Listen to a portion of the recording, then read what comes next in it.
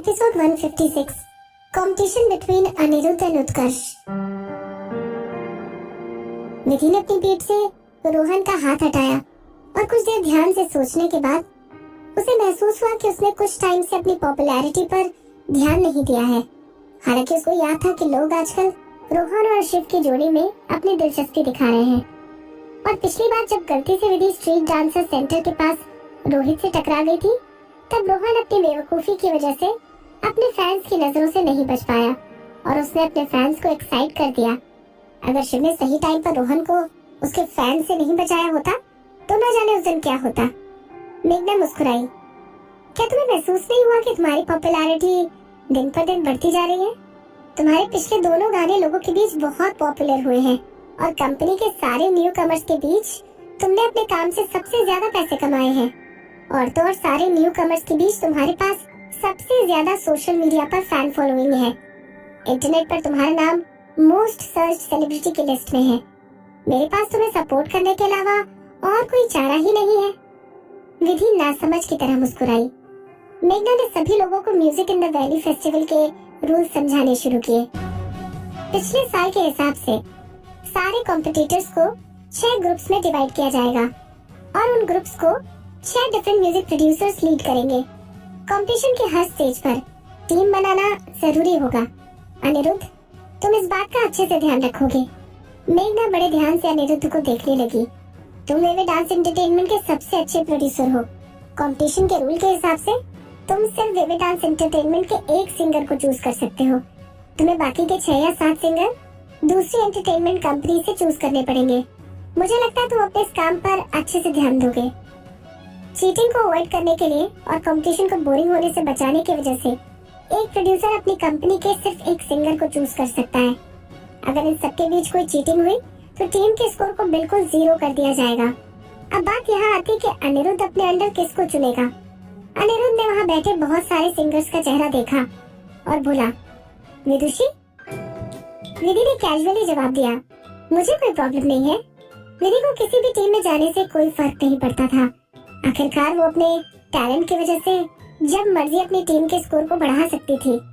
हालांकि मेघना चिढ़ते हुए बोली, अनिरुद्ध, भूलो मत, music in the valley festival सिर्फ टॉप 3 कंटेस्टेंट्स को अवार्ड देने के अलावा आखिर में entertainment company that laughs from the start to the finish award भी प्रेजेंट करती है। ये अवार्ड सारे आर्टिस्ट के टोटल पॉइंट्स मिलाकर एंटरटेनमेंट कंपनी को दिया जाता है। हम विदुषी की स्किल्स पर भरोसा कर सकते हैं। उसे ज्यादा मदद की जरूरत नहीं है। ये जगह तुम किसी न्यू कमर या फिर सत्या चक्रवर्ती जैसे एक्सपीरियंस सिंगर के लिए छोड़ दो। अगर सत्या तुम्हारी टीम में रहा तो वो तुम्हें बहुत सी चीजों में मदद कर देगा, क्योंकि वो पहले भी इस तरह के कंपटीशन में पार्टिसिपेट कर चुका है। लेकिन फिर भी विदुषी। अनिरुद्ध अभी भी विधि के लिए चिंता कर रहा था। तुम्हें विदुषी की तरफ ज्यादा बायस्ड होने की जरूरत नहीं है। मेघना मुस्कुराई और उसने अपना सर हिलाया। विदुषी को मैं तुम्हारी टीम किसी रीजन की वजह से ज्वाइन नहीं करने दे रही। अगर तुमने विदुषी को लीड किया तो वो आसानी से जीत जाएगी और लोगों के लिए ये एक्सपेक्टेड होगा। साथ में वो सब शक भी करेंगे। और तुम अपनी टीम में विदुषी को लेकर गलती से हार गए तो लोग तुमसे नफरत करने लग जाएंगे। अनिरुद्ध, मैं चाहती हूँ कि विदुषी शानदार तरीके से जीते और सभी लोगों की बोलती बंद कर दे। इसीलिए सब लोगों ने डिसाइड कर लिया कि विधि गॉसिप को अवॉइड करने की वजह से अपनी कंपनी की टीम ज्वाइन नहीं करेगी। मेघना की पूरी बात सुनने के बाद अनिरुद्ध तुरंत ही सब कुछ समझ गया और उसने अपनी जिद छोड़ दी। थोड़े पछतावे के साथ उसने अपने ग्रुप में रोहन और शिव को चुनने का मन बना लिया। बेशक तुम दोनों टीम हो और एक ग्रुप से एक सिंगर को ले सकते हैं, इसलिए तुम दोनों इंडिविजुअली एक साथ मेरी टीम को ज्वाइन कर सकते हो। तुम्हारी लाइव परफॉर्मेंस थोड़ी अनस्टेबल रही है, इसीलिए मैं तुम दोनों पर ध्यान रखूंगा। रोहन ने अनिरुद्ध को रिस्पेक्ट देते हुए अपना सर हिलाया। थैंक यू अनिरुद्ध भाई। वहाँ बैठे सब लोग जानते थे कि अनिरुद्ध पहली बार music in the valley festival में पार्टिसिपेट कर रहा है। अनिरुद्ध ने सत्य चक्रवर्ती को चुनने के बजाय 2 न्यू कमर्स को चूज करते हुए दिखाया कि वो रिस्क ले रहा है और इस रिस्क की वजह से उसकी रेपुटेशन दांव पर लग जाएगी।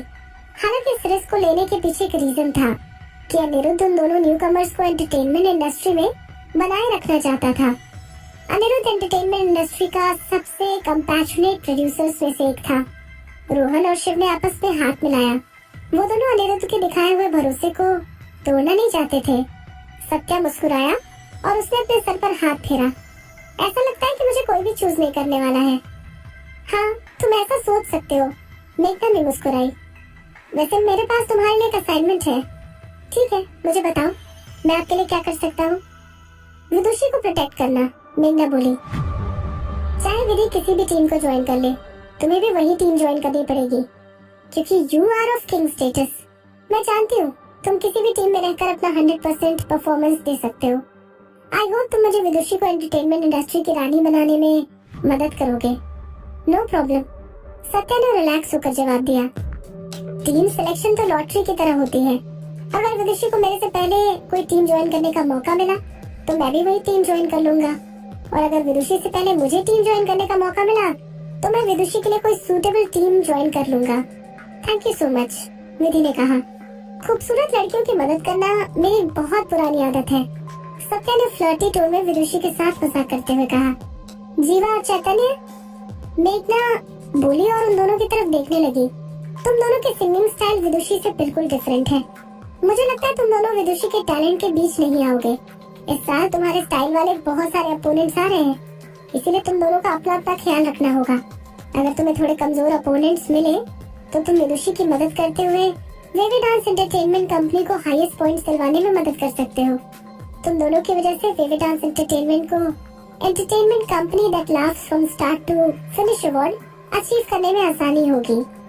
जीवा और चैतन्य मेघना की बात से एग्री हो गए। फाइनली मेघना ने अनिरुद्ध की तरफ देखा और बोली, अनिरुद्ध, तुम याद रखना कि लीडिंग प्रोड्यूसर अपनी कंपनी को पॉइंट्स दिलवाने के लिए बहुत इम्पोर्टेंट है।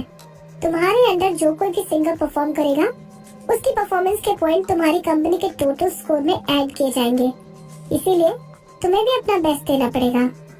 नो प्रॉब्लम, अनिरुद्ध कॉन्फिडेंस से भर गया। तुम देख लेना, सारे प्रोड्यूसर्स में से मेरे पॉइंट सबसे ज्यादा होंगे। मेघना चुपचाप अनिरुद्ध की तरफ देखने लगी। विधि भी चुपचाप अनिरुद्ध की तरफ देखने लगी। सत्या, जीवा, रोहन और बाकी के लोग भी चुपचाप अनिरुद्ध की तरफ देखने लगे। क्या हुआ? अनिरुद्ध कंफ्यूज हो गया। क्या मैंने कुछ गलत बोल दिया? मेघना ने जवाब दिया। इस साल सारे प्रोड्यूसर्स में से उत्कर्ष भी पार्टिसिपेट कर रहा है। अनिरुद्ध, तुम अपनी तरफ से पूरी कोशिश करना। अगर तुम हाईएस्ट पॉइंट्स अचीव नहीं कर पाई तो कोई भी तुम्हें ब्लेम नहीं करेगा। सब लोग अपनी अपनी सिंपैथी दिखाते हुए अनिरुद्ध की तरफ देखने लगे। कुछ पलों के लिए अनिरुद्ध की भूलती बंद हो गई, लेकिन अचानक से वो इमोशनल हो गया और बोला, मैं हाईएस्ट पॉइंट अचीव क्यों नहीं कर सकता? तुम सबको क्या लगता है उत्कर्ष के वहाँ होने से मैं डर जाऊंगा? मुझे उसके वहाँ होने या न होने से कोई फर्क नहीं पड़ता। अनिरुद्ध, कोई भी तुम्हें डरपोक नहीं बोल रहा है।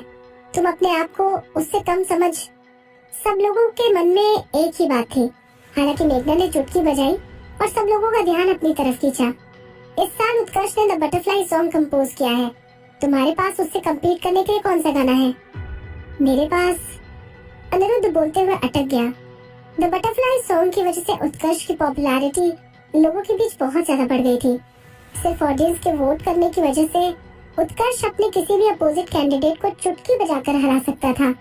और ये बताने की जरूरत नहीं है कि उत्कर्ष ने पहले भी ऐसे बहुत सारे कॉम्पिटिशन्स में पार्टिसिपेट किया हुआ था और उसके पास अच्छी खासी स्किल्स थी। उत्कर्ष के कंपैरिजन में अनिरुद्ध का टिकना बहुत मुश्किल था, बल्कि विधि के पास भी उत्कर्ष और अनिरुद्ध को आपस में कंपेयर करने की हिम्मत नहीं थी। उत्कर्ष ने अपना खून पसीना एक करते हुए दीवा विधि के लास्ट कंसर्ट में से कुछ साउंड ट्रैक्स को निकालकर एक ओरिजिनल सॉन्ग बनाया था, जिस सॉन्ग में दीवा विधि की ओरिजिनल आवाज थी।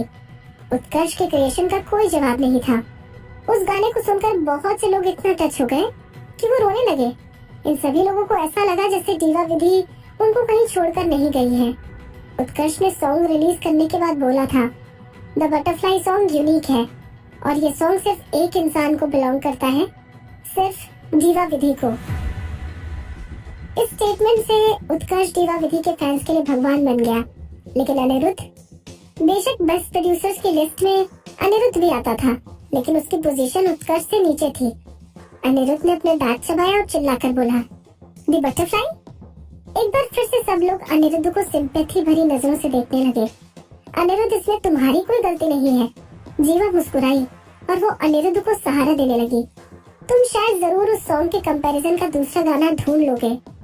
अनिरुद्ध के एक्सप्रेशंस की तरफ देखकर जीवा ने अपनी बात को बदल दिया। मेरा मतलब था कि तुम पक्का उस गाने के टक्कर का कोई दूसरा गाना ढूंढ लोगे। हालांकि हम सब लोग जानते हैं कि तुम्हारे मीनिंगफुल जैसे गानों की कोई टक्कर नहीं ले सकता। अच्छा। अनिरुद्ध उसकी बात सुनकर थोड़ा खुश हो गया। मेघना को महसूस हुआ कि अनिरुद्ध पीछे हटने वालों में से नहीं है, इसीलिए वो उसे समझाते हुए बोली, इट्स ओके अनिरुद्ध, वैसे भी वहाँ पर आया हुआ कोई भी प्रोड्यूसर इस साल उत्कर्ष सिंह से कम्पीट करने में अपने एफर्ट्स वेस्ट नहीं करेगा। तुम्हें भी अपने एफर्ट्स को बचाकर उस पर फोकस करने की जरूरत नहीं है।